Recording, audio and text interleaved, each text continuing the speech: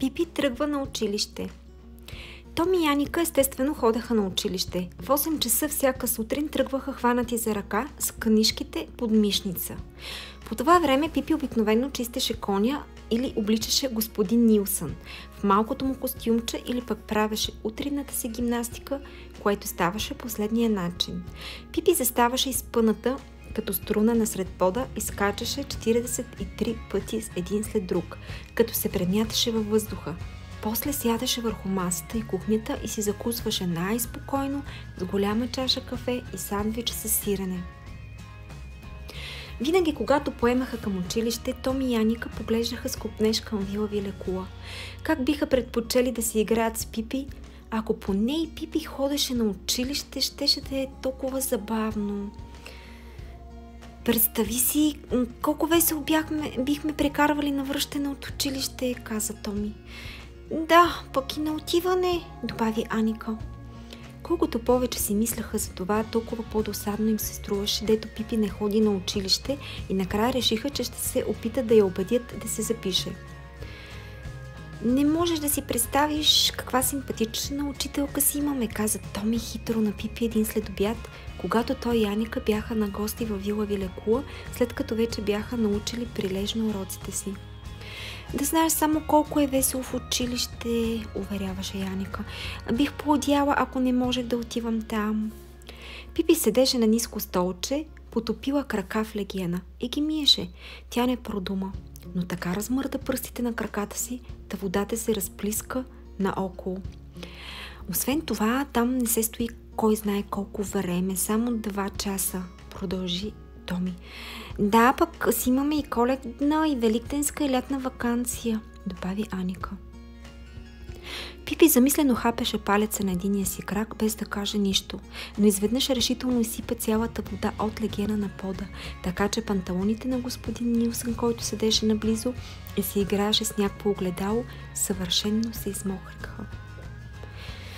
Несправедливо е, каза строго Пипи, без да грижа за отчаяние господин Нилсън и за мокрите му панталони. Съвсем несправедливо е. Не мога да понеса това. Какво именно? Очуди се Томи. След 4 месеца е Коледа, а вие ще си имате ваканция. А аз какво ще имам? Какво? Никаква ваканция, никаква дори и най-малката коледна ваканция. Това не може да продължи така. От утре тръгвам на училище, за да мога и аз да имам коледна ваканция, каза Пипи. Том и Яника заръкопляскаха от възторг. Ура! Тогава ще те чакаме пред нас в 8 часа.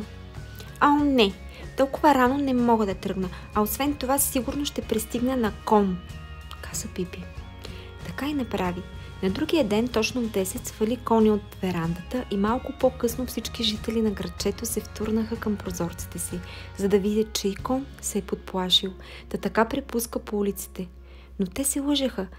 Той не беше подплашен, просто Пипи много бързаше за училище. Тя пристигна в худ галоп на двора, скочи в движение от коня, завърза го за това дърво и отвори вратата на красната стая с такъв трясък, че Томи, Аника и техните кротки съученици подскочиха от чиновете. Привет, привет! Изрева Пипи и размаха голямата си шапка. Навреме ли идвам за уморените? Том и Аника бяха разказали на своята учителка за новата ученичка, която се казва Пипи дългото чорапче, а и учителката беше слушала да се говори за Пипи в малкия градец и понеже беше много мила и добра учителка, реши да направи каквото може, за да се почувства Пипи добре в училището. Пипи се тръщна на един свободен чин, без никой да й разреши, но учителката не обърна внимание на нехайното й поведение. Само й каза любезно: Добре дошла в училище, мила Пипи. Надявам се, че тук ще ти хареса и ще научиш много неща. Ами да, аз се надявам, че ще имам коледна ваканция. За това дойдох. Справедливостта преди всичко. Кажи ми първо всичките си имена, за да може да те запиша, помоли учителката. Името ми е Пипилота Виктуалия Транспаранта Ментолка Ефраимова, дългото чорапче, дъщеря на капитан Ефраим Дългия чорап, някога страшилище на морето. А по-настоящем негърски крал, всъщност Пипи е галеното ми име, защото татко смяташе, че пипилота е много дълго. Добре, каза учителката. Тогава и ние ще те наричаме Пипи.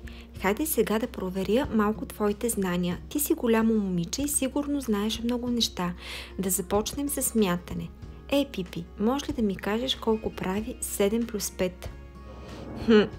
Като не знаеш, да не мислиш, че смятам да ти го кажа.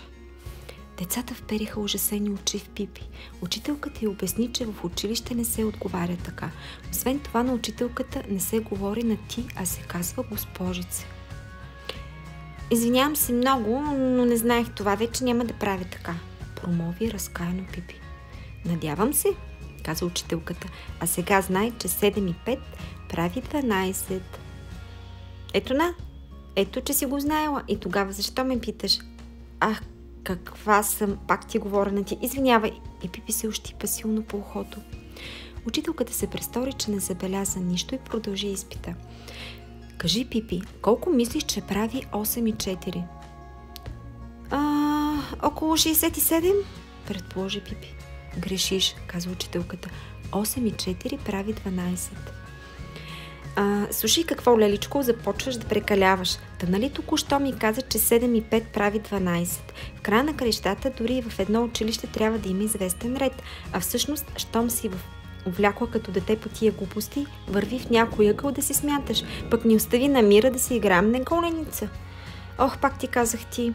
Моля те, прости ми още този път, а занапред ще се старая да не забравям. Учителката се съгласи, но реши, че за сега няма смисъл да учи Пипи да смята и започна да изпитва другите деца. Томи, я ми кажи, отговори на този въпрос. Ако Лиса има 7 ябълки, а Аксел 9, колко ябълки имат общо? Да, кажи, Томи, намеси се Пипи. Пък ми отговори и на въпроса, ако Лиза я заболи стомаха, Аксел го заболи още повече, кой е виновен и откъде са задигнали ябълките? Учителката се помъчи да се даде вид, че не чува нищо и се обърна към Аника. Аника, да вземем следния пример. Густав бил със своите другарчета на училищен излет. Когато тръгнал имал 1 крона, а когато се прибрал, имал 7 йоре. Колко е похарчил? Че да, искам да знае защо Густав е бил такъв прахосник. Дали си е купил лимонада с тези пари, дали си измил ушите или какво трябва да се прави да излезе от къщи, каза Пипи. Учителката реши да изостави смятането, като предположи, че на Пипи може би ще се хареса повече да учи буквите. Затова извади хубава картина, на която беше нарисуван таралеж. Пред носа на таралежа стоеше буквата Т. Пипи, сега ще видиш нещо забавно. Това е таралеж, а буквата пред таралежа се нарича Т. За нищо на света не мога да повярвам. Това е чертичка, върху нея има една друга чертичка, но много ми се иска да разбера какво общо има с тях таралежът. Учителката извади друга картинка. На нея беше нарисувана змия и обясни на Пипи, че буквичката под нея е З. Като става дума за змии, винаги се сещам как се борих с една огромна в Индия. Това беше страшна змия. Може да не повярвате, но беше дълга 14 метра, зла като оса и всеки ден изяждаше по 5 индуси и по 2 дечица за десерт.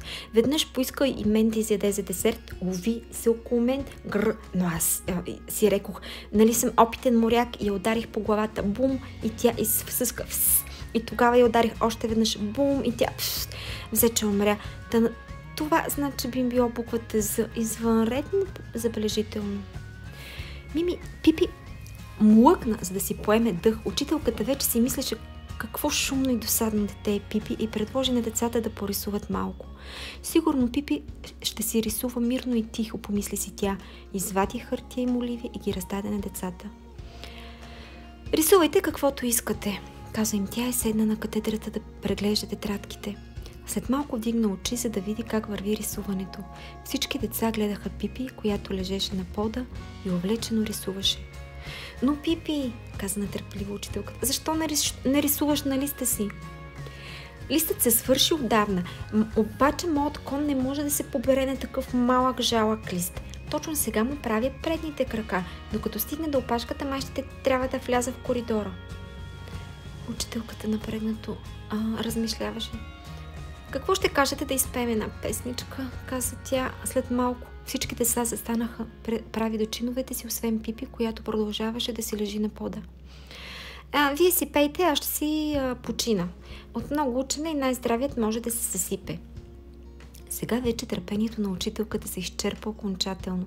Тя каза на децата да излязат на двора, защото искала да говори насаме с Пипи. Когато двете останаха сами, Пипи стана и пристъпи към катедрата. Знаеш ли какво? Каза тя, но веднага се поправи. Знаеш ли какво, госпожице? Много ми беше забавно да дойде тук да видя какво правите, но надали ще идвам повече. Пък с коледна ваканция да става каквото ще. Тук има премного ябълки, търлежи, змии и така нататък. Просто ми се замая главата. Надявам се, госпожиче, че няма да ти бъде мъчно. Но учителката отвърна, че ще й бъде много мъчно и то най-вече, задето Пипи дори не се е постарала да се държи прилично и че никой момиче, колкото и да му се ходи на училище, няма да бъде прието, ако се държи като Пипи. Лошо ли се държах? Пипи беше смаяна. Дори не подозирах, каза тя с много тъжен вид. Никой не би могъл да изглежда така печален като Пипи, когато съжаляваше за нещо. Тя помълча малко, а после промълви с глас, който потрепваше. Виж, госпожице, когато имаш майка, която е ангел, и баща, който е негърски крал, а самата цял живот си опикалял моретата, не можеш да знаеш как да се държиш в училище сред всички тия ябълки и търлежи. Тогава учителката каза, че я разбира, че не се сърди вече и че когато Пипи порасне още малко, би могла пак да дойде в училище. Пипи засия от радост и се провикна. Госпожице, колко си добра, и за това ти нося нещо. Пипи извади от джоба изящно златно часовниче и го сложи на катедрата. Учителката каза, че не може да приеме такъв ценен подарък, но Пипи запротестира. Трябва да го вземеш, иначе утре ще дойде пак и тогава ще видиш какво ще стане. После Пипи се втурна на двора и с един скок се метна на коня. Децата се струпаха около нея, за да потупат коня и да я изпратят. Де е такива училища като в Аржентина, каза важно Пипи и гледаше децата отгоре. Там трябва да идете. Великденската ваканция се почва 3 дни след коледната, а лятната 3 дни след великденската. Лятната ваканция свършва на 1 ноември и после наистина следва доста тежко време до коледната ваканция, която започва на 11 ноември. Но човек се примирява, защото не дават уроци за вкъщи. В Аржентина е строго забранено да се учат уроци. Понякога се случва някое малко аржентинче да се вмъкне в гардероба и да учи тайно. Но горко му, ако майка му го усети. В училище изобщо няма смятане и когато някое дете знае колко прави 7 и 5, наказва го цял ден да стои въгъла, ако е бил толкова глупо да каже това на учителката си. Четене има единствено в петък и то само ако се намерят книги, които да четат. Но никога не се намират. Добре де, какво правят тогава в училище децата? Учуди се едно момченце. Ядат бомбони. Една дълга тръба, свързвана близката бомбонена фабрика с класната стая и оттам непрестанно извират бомбони, тъй че децата едва смогват да ги изядат. Отговори уверено Пипи. А учителката какво прави? Не доумяваше едно момиченце. Сваля хартийките от бомбоните, глупаче. Да не мислиш, че децата сами правят това. Съвсем не. Те дори не ходят лично на училище, а пращат братята си. Отвърна Пипи. Пипи размаха голямата си шапка. Довиждане, деца, скоро няма да ме видите, но помнете винаги колко ябълки има Аксел, иначе ще бъдете нещастни. Ха-ха-ха! С вълнлив смях Пипи пришпори коня, тъй че изпод копитата му се разхвърча чакъл, а прозорците на училищната сграда се дрънчаха.